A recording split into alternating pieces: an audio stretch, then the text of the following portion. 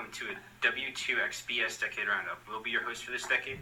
I am Jacob, and this is my co-host Colin. Ladies and gentlemen, boys and girls, welcome to W2XBS. Now, let's kick the show off by talking about the greatest tragedy to ever afflict America.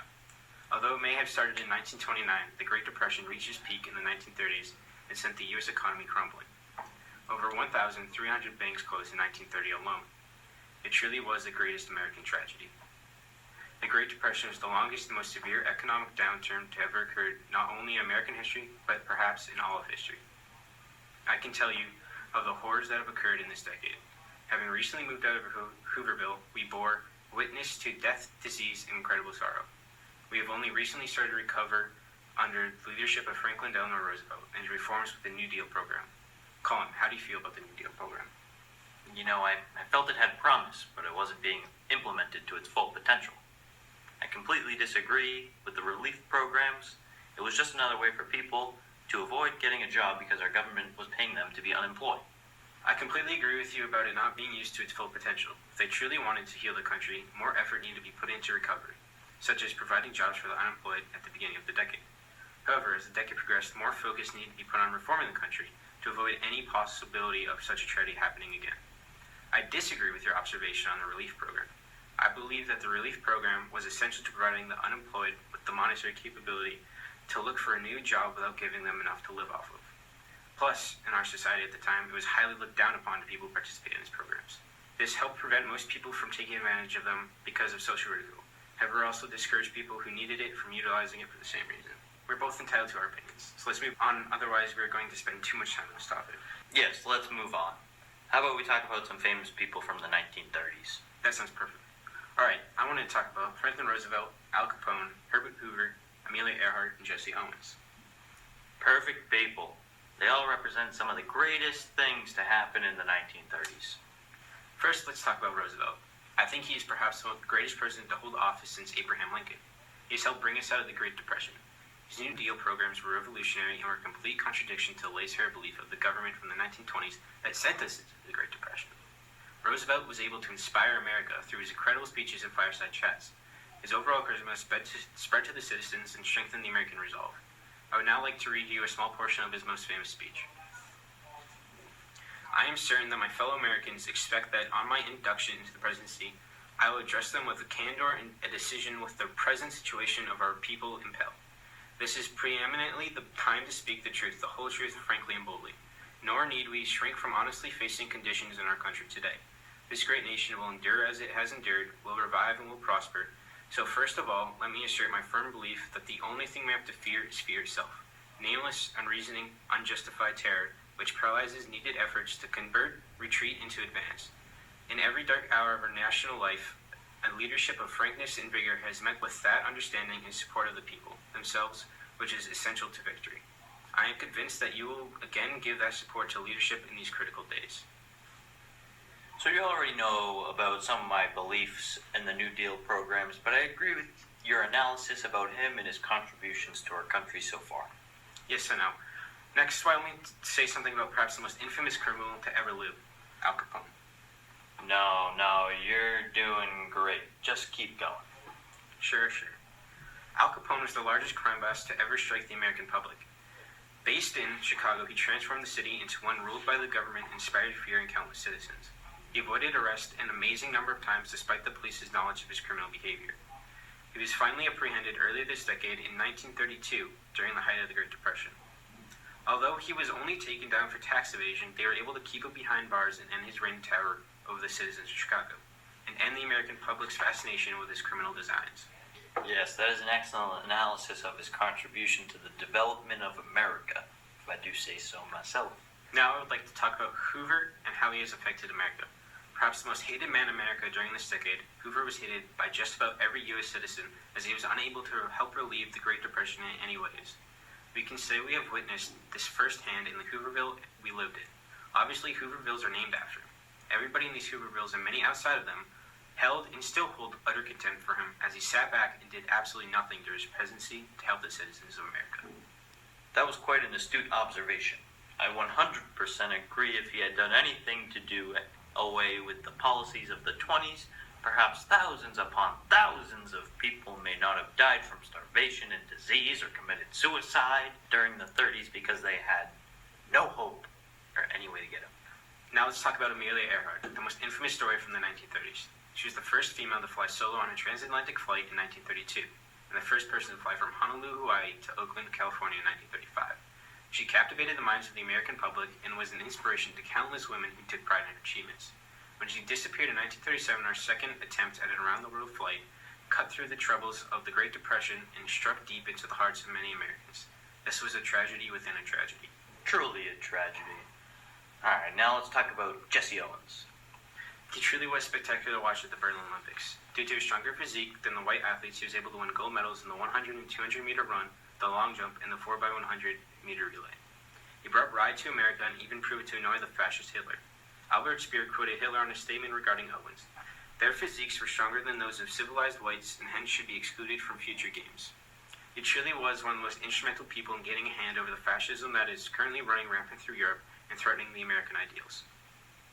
From what I hear, he was just truly remarkable. It's a shame I was unable to see him with my own eyes. Yes, he was truly spectacular here. Now, why don't we talk about the sports story from this decade? I think the greatest story to affect America was the retirement of Lou Gehrig from the MLB due to the illness called ALS.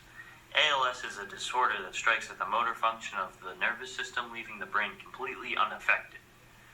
This means that as the illness progresses, Gehrig will lose the ability to control his muscles and lose his abilities to talk and swallow, all the while leaving him with the same mental ability. It truly is a cruel illness. However, Gehrig tries to remain positive, saying, "Today, I consider myself the luckiest man on the face of the earth." Truly an incredible man. Such a shame. It is such a waste of an excellent person who has inspired countless number of people to be as great as him. Truly. Let's bring this onto a slightly more positive note. Let's talk about the craze that has swept through the nation and brought joy to many during a truly desperate time. As if recently, the craze of superheroes and comic books have lightened the heart of our nation's youth.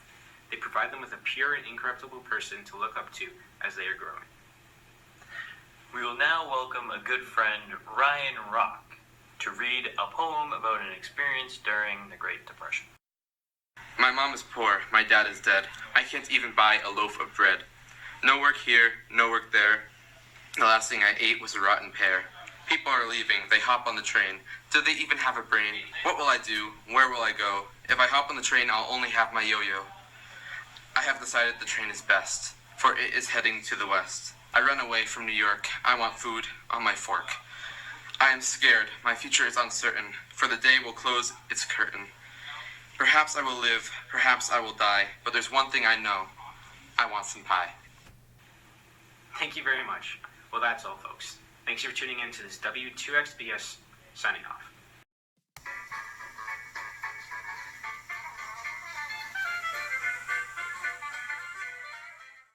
Hello. I will now take a deeper look into some of the aspects of the preceding news broadcast from 1939 on W2XBS. I'd first like to discuss the speech that Jacob read. This speech was in fact President Roosevelt's first inaugural address. His speech was given during the height of the Great Depression and was meant to ease some of the hysteria that was running rampant through the country as the new president was taking office. Roosevelt emphasized the importance that the citizens of America lent him their support during this crucial time so that he could do whatever he must to heal the country. His most famous quote, "The only thing we have to fear is fear itself," was a call to action to Americans to do away with the fear of poverty and death and to trust him to do his duty well. This speech had the effect of giving Roosevelt the ability to put many of his New Deal programs into immediate action and to relieve the struggles of the citizens. It also had the long-term effect of implementing the first 100 days of a president's time in office as a representation of his aptitude. Now I would like to discuss the pop culture trend that Jacob discussed. Comic books today are very different than they were in the 30s. Today they are more mainstream through their depictions of blockbuster films and television shows, but many people today see them as childish. I'm certain that this was true in the 1930s as well. But I agree with Jacob's belief that they provide American youth with the opportunity to follow the example of these superheroes and become extraordinary people. I'll now provide an artifact from this time period. It is an Action Comics #1 comic book, which is now valued at over $3.2 million, so I must wear a glove as I show it to you very quickly. Next, I would like to show you an artifact from the sports story that Colin discussed. It is a very interesting piece that we were lucky to have here at WNBC. It is the last home run that Lou Gehrig ever hit. It tells of the Gehrig's decline due to ALS and his eventual retirement from the MLB as he was unable to play at his former capacity. Thank you. That is all we have for you. Stay tuned for a clip from one of our historical synthesis interviews with the average college-educated American.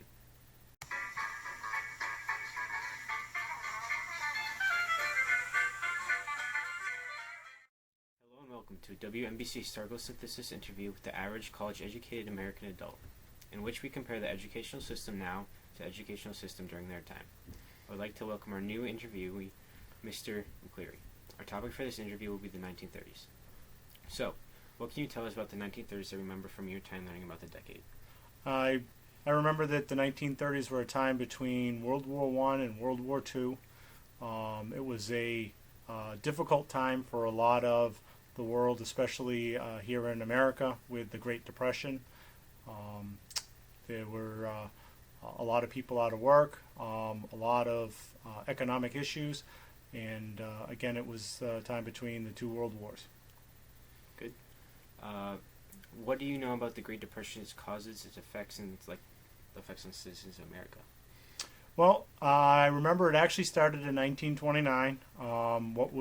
What's referred to as Black Tuesday, with the stock market crash, and basically that was depending on the theory, was either the symptom or the cause for the Great Depression.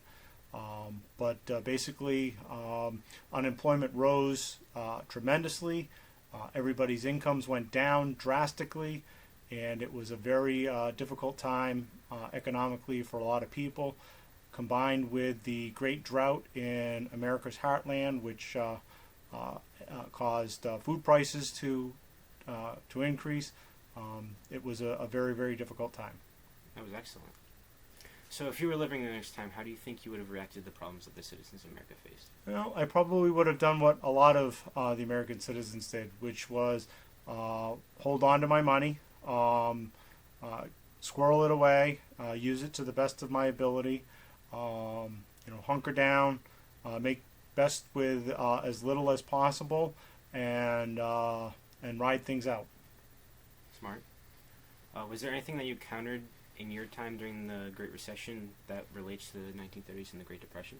Well, the Great Recession in 2008, 2009, the company that I was working with, we saw a huge loss in revenue. Basically, what we had to do was to retain our workforce. We shortened everybody's hours.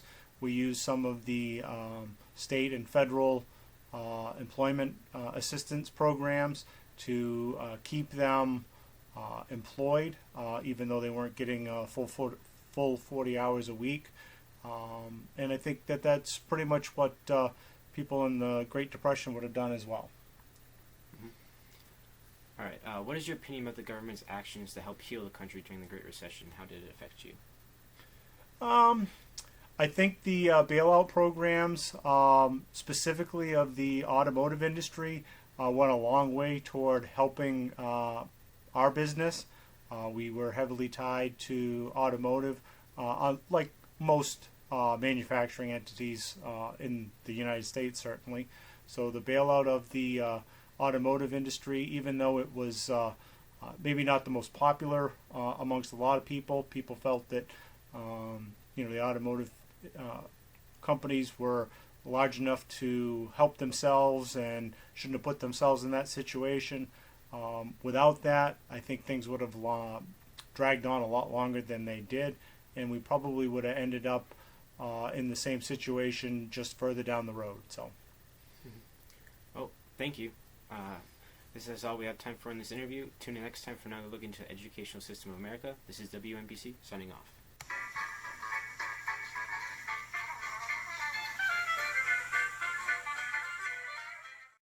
Looking back on the 1930s, I can say I feel extremely lucky to live in America today. I cannot even begin to comprehend the struggles that every American faced during this terrible time. The 1930s were filled by events that brought incredible hardship to people all over America. The Great Depression was an awful tragedy in itself. The Dust Bowl only managed to enhance the struggles that the citizens of America faced. Having read The Grapes of Wrath, I got an isolated but in-depth look into the life of an average American family who lived during this time. However, The 1930s were not full of only atrocities. They also brought forth some of the greatest things to shape our country. One of my greatest passions, comic books, was started in the 1930s, and many great sports heroes were active during the 1930s as well, such as Lou Gehrig and Babe Ruth. These things were instrumental to the future of America and have shaped the way we live our lives today. I do not believe I could have ever lived through the conditions that faced every American during the 30s. Unemployment, homelessness, and death were the three defining factors to shape the way Americans lived their lives, always searching for money and a way to stay alive. It is almost impossible to compare the Great Recession from 2008 to the Great Depression. Unemployment may have been high, but it was not even close to the 25% unemployment from the 30s, nor were there shanty towns like the Hoovervilles from the 30s which sprawled across countless cities. I believe that the 1930s were a truly instrumental time that allowed us to look at our society today and feel lucky not to have lived through such incredible sorrow. Without the Great Depression, maybe we would not even be alive today. The baby boom that created our parents and great-parents would have never have happened. Feel lucky to live in a decade in time, as we do not have to worry about things such as these and reflect on the struggles that you face today just to see how bad they are. You will realize that they are insignificant compared to the problems that people our age faced in the 1930s. Thank you.